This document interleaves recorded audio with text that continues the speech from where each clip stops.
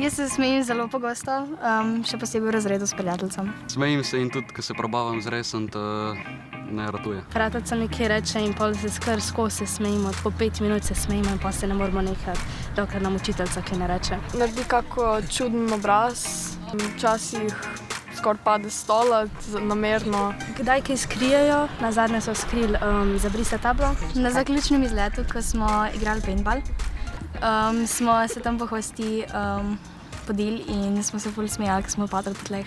Enkrat je bil sošolec vprašan, mu je rekla učiteljica, da ne pride gor in je on rekel ne.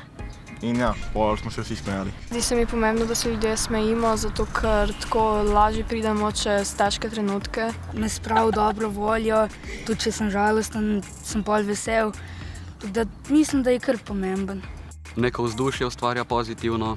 In pa če si še zraven oseb, ki te smejijo skozi, je pol še to boljše. Kakor pravijo, smejati se je zdravo. Zaradi tega, ker pač nasmeh te naredi lepšega.